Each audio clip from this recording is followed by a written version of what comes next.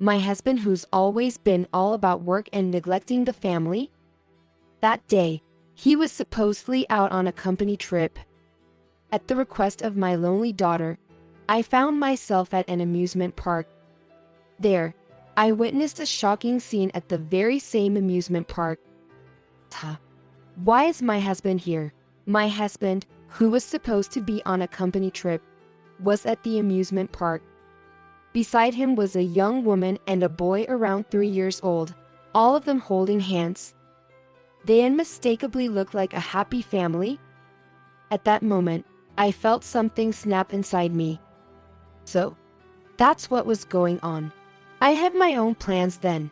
I approached them as they started to walk away, and deliberately called out in a cheerful tone from behind. Looks like a fun company trip, doesn't it? My name is Michelle Williams, and I am 38 years old. I'm a working mother, raising my 9-year-old daughter, Emily. I met my husband, Robert Williams, during a group date when we were both single. After 2 years of dating, he proposed, and we got married. Soon after, I became pregnant with our daughter. As 11 years of marriage pass by, the relationship between spouses tends to cool down. Recently, Robert has been promoted at work and has had quite busy days. He often comes home late on weekdays, and working on weekends has become the norm. Sometimes, he even stays overnight at the company. Even on rare occasions when he's home, he's always glued to his computer or phone. Gradually, the conversations between the couple decreased, and Emily began to act distant towards her father. If this continues, our family will fall apart. Feeling this impending crisis, I addressed Robert when he came home late one night. Hey, can't you spend more time at home? I wish you'd make more time for Emily. Then, Robert looked at me with an annoyed expression. Why are you nagging? Haven't I told you I'm busy with work? But Emily must be feeling lonely too. Aren't you her father? You can take care of Emily, can't you? Don't bother me with this anymore.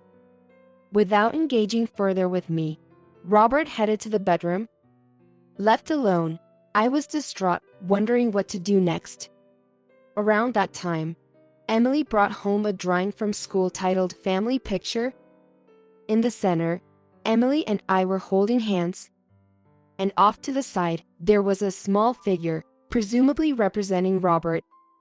Emily, why did you draw Daddy so small? Because Daddy is hardly ever home. I might have even forgotten his face.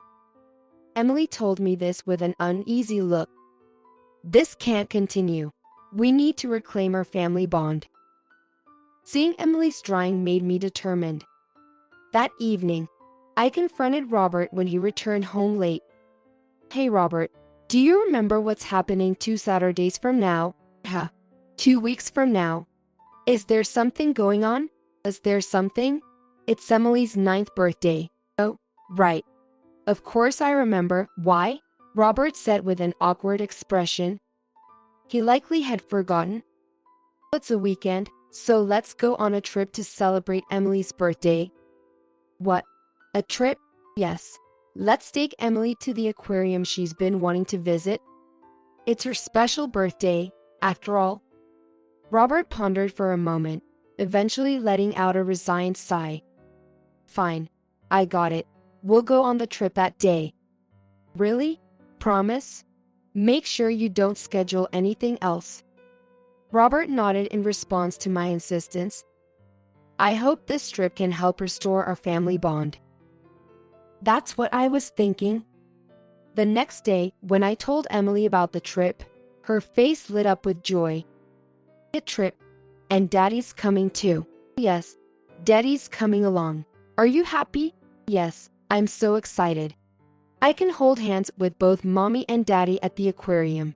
Despite everything, Emily must have felt lonely. Knowing her father would be there made her genuinely happy. I smiled warmly as I watched her beam with delight.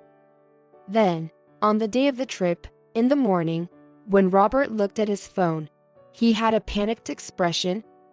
He abruptly spoke to us, who were excitedly getting ready. I can't go today because of work. You two go on the trip without me. What? What are you talking about? I looked at Emily in desperation. She seemed on the verge of tears. Think about Emily. Didn't I ask you not to schedule anything today? I can't cancel work. It can't be helped. I'm leaving. After changing, Robert left the house swiftly, ignoring Emily as she tried to speak. In the end, only Emily and I went on the trip. Emily was quiet the whole time, and she said she didn't want to visit the aquarium she had been looking forward to. I could see that Emily was disappointed in her father. Instead of mending our family bond on this trip, it feels like the gap has only deepened. I let out a sigh to myself. When we returned from the trip, I confronted Robert after making sure Emily was asleep. However, he merely offered excuses, like it couldn't be helped. And I'm doing this to provide for you both, and eventually lashed out at me. The days of Robert being absent from home continued. I cherished the time spent with Emily, but she acted as if her father was no longer part of her life. I really need to do something about this. Hoping the upcoming 3-day weekend could be spent together as a family, I thought even just staying home or going shopping would help to better our situation. So, when Robert came home late at night, I appealed to him with a serious expression. Robert, we need to make up for what happened last time. If we don't, you might truly lose Emily's trust. And of course, mine too. What's with the exaggeration? You know there's a 3-day holiday coming up, right? Spend one of those days with us.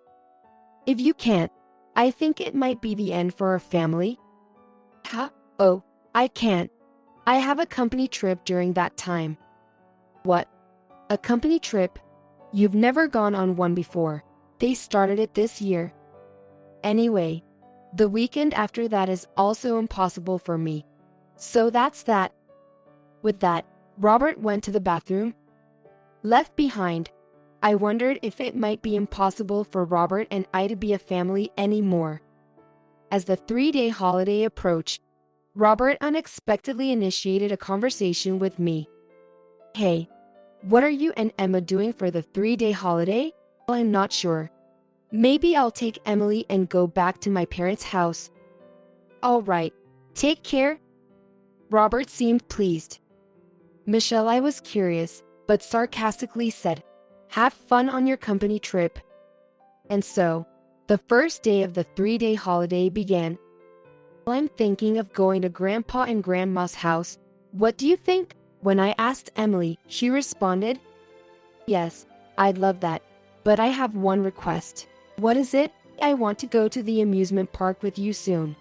My friends went there and said it was fun. Emily, fidgeting as she said this, was so endearing that I hugged her. Of course. Why don't we go during this holiday? Really? Can we? We can visit Grandpa and Grandma's house anytime. Let's enjoy the amusement park together. So, Emily and I decided to go to the amusement park the following Sunday. On the day of the outing, we headed to a slightly distant amusement park. Emily was excited throughout, enjoying each ride one after the other. I joined in at times, and at others, I watched her from afar. We had a great time. Soon, Emily wanted to ride the roller coaster. I'm not fond of them, so I decided to wait nearby. As I looked around, I witnessed an unbelievable scene. What, Robert?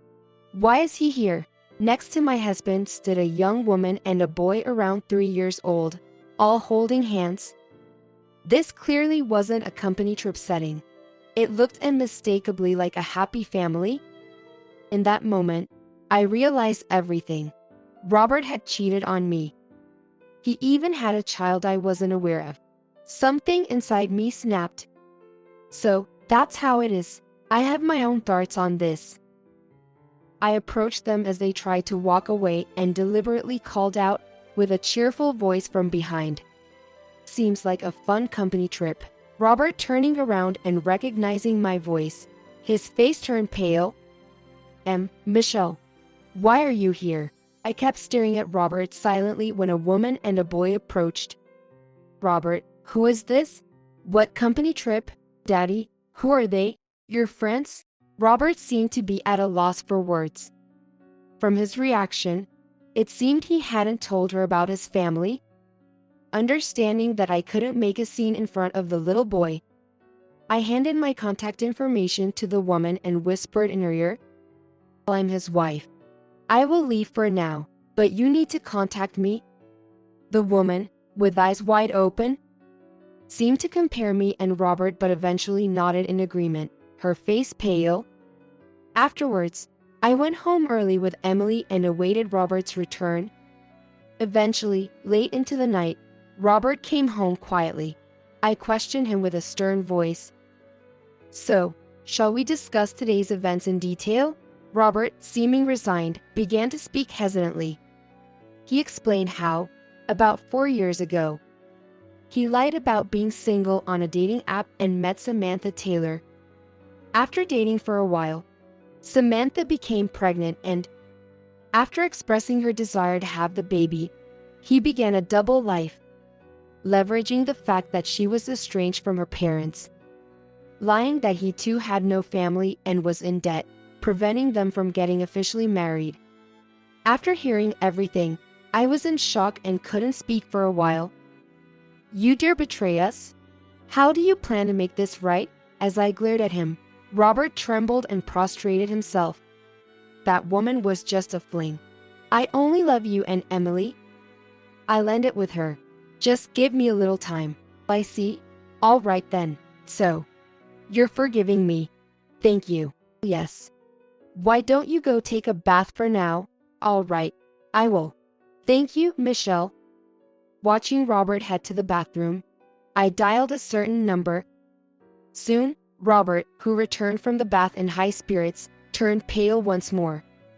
Standing there were both me and his mistress, Samantha, side by side.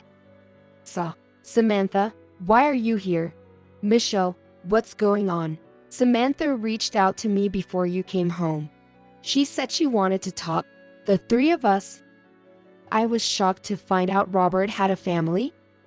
But I can't deny my own wrongdoing, having even given birth to his child. I'm lost at how to apologize. He says he'll divorce and be with me. But I plan to step back. I want to make things right. Seeing her plead in tears, I realized she, too, was a victim deceived by Robert. And that's when I hatched a plan to give Robert a taste of his own medicine with her. Robert, according to your wife, you told her that you'd break up with me since I was just for fun? That's the exact opposite of what you told me. What's the meaning of this? Samantha interrogated him, but he just mumbled, shrinking back. I let out a heavy sigh. Let me guess, you plan to keep telling each of us what we wanted to hear and continue both relationships. I see right through you. That's. What do you think you're saying? As I shouted, Robert responded with a voice that sounded on the verge of tears. Because I truly love both of you. I don't want to let either of you go. What? How convenient for you. Robert shivered in response. At this point, can't we just maintain the current situation? Both families can get along, and we can all live together. Wouldn't that make everyone happy? I was too stunned to speak when Samantha began to talk. Robert, I asked your wife about your real workplace. It's systems, isn't it? You've been lying to me, haven't you? Samantha, that's. Before Robert could come up with an excuse, Samantha sharply interrupted him. You're aware of Industries, right? That's one of our major clients. But what does it have to do with anything now? With a puzzled look on Robert's face, Samantha continued calmly. I thought so. I've heard the name as systems from my father. Your father? Yes.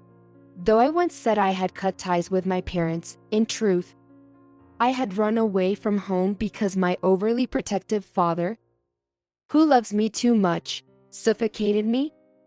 My father is the CEO of Industries. I had run away from home because my overly protective father, who loves me too much, suffocated me. My father is the CEO of N Industries. CEO? I contacted him for the first time in years earlier. I told him that Robert from S Systems, a married man, deceived me and now I'm expecting his child. He was furious. What? Robert grew paler by the second, looking increasingly panicked. But Samantha continued without emotion. My father is planning to inform N Industries about the situation and cut off their dealings with S Systems. By the beginning of next week, your company will be in chaos. Hey, if that happens, I'll be fired. That's not my problem. We're breaking up. But I expect you to pay child support in full. Be ready for that, Samantha yelled at Robert, leaving him in shock. What? Samantha, are you saying you're leaving me? Why are you surprised now? After deceiving and making me the other woman. Did you really think we continue this relationship? Don't take me for a fool. Having been rejected by Samantha, Robert turned to me with a shocked expression. Michelle, I've settled things with Samantha. Let's go back to our happy home with Emily, just the three of us. Isn't that okay? Robert slowly approached. I pushed him away with all my might. Don't mess with me, Michelle. I'm divorcing a man like you two.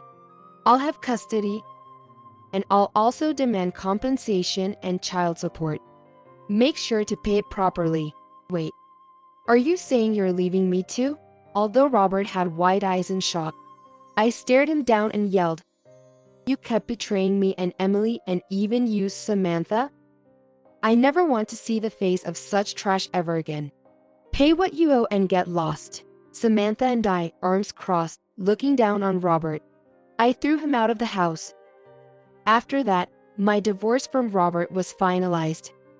He cried to me saying he couldn't pay the compensation, but when I threatened to sue him, he immediately transferred the money. He's to pay child support monthly from now on. As for Samantha, her father provided her with a lawyer, so Robert had to pay her compensation and child support for their child. Due to the influence of Samantha's father, he was easily dismissed from his job. Robert, who went into debt due to payments to me and Samantha, is now living in a shabby apartment, working day and night. He begged both of us to reduce the child support, but neither Samantha or I have any intention of compromising. I hope he spends his life reflecting on his actions. Afterwards, Emily and I moved and are living peacefully. Emily seems fine without her father and says, I prefer just the two of us, with Mom. As for Samantha, she went back to her parents' house and seems to be raising her child. We don't meet, but we occasionally email each other. From now on, I want to prioritize my daughter's happiness and lead a positive life.